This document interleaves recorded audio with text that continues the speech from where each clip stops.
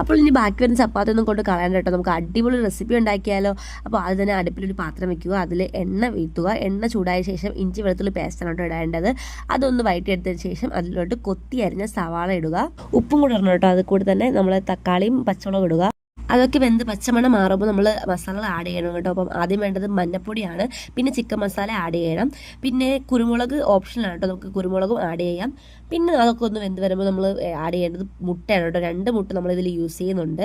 അതെല്ലാം നല്ലപോലെ ഒന്ന് മിക്സ് ചെയ്ത് വേവിച്ചെടുക്കണം കേട്ടോ. അത് കഴിഞ്ഞിട്ട് ഇത് ചിക്കനാണ് കേട്ടോ, തലേദിവസം വെച്ച ചിക്കൻ കറിയുടെ ബാക്കി വന്ന പീസ് ഉണ്ടല്ലോ, അതിങ്ങനെ പിന്നിടുന്നതാണ് കേട്ടോ. അപ്പം ഇല്ലെങ്കിലും കുഴപ്പമില്ല, പക്ഷേ ഇതിൻ്റെ ഒരു പ്രത്യേക ടേസ്റ്റ് ആയിരിക്കും. അപ്പോൾ ഇതൊക്കെ കഴിഞ്ഞിട്ട് നമ്മൾ മെയിൻ താരം ചപ്പാത്തി ഇടുന്നത്. അപ്പോൾ ചപ്പാത്തി ഇട്ട് നല്ലപോലെ മിക്സ് ചെയ്യുക. പിന്നെ ഇതിന് ശേഷം ലാസ്റ്റ് മല്ലിയിലയും കൂടെ യൂസ് ചെയ്യാം കേട്ടോ. അപ്പോൾ ഇതൊരു അടിപൊളി റെസിപ്പിയാണ്, നിങ്ങൾ എന്തായാലും ട്രൈ ചെയ്ത് നോക്കണം. ഇതിൻ്റെ ഫുൾ വീഡിയോ ഞാൻ പിൻ ചെയ്ത് കൊടുത്തിരിക്കും, നിങ്ങൾ ജസ്റ്റ് ഒന്ന് കണ്ടു നോക്കുക, അപ്പോൾ നിങ്ങൾക്ക് മനസ്സിലാവും. അപ്പോൾ എന്തായാലും ട്രൈ ചെയ്ത് നോക്കുക.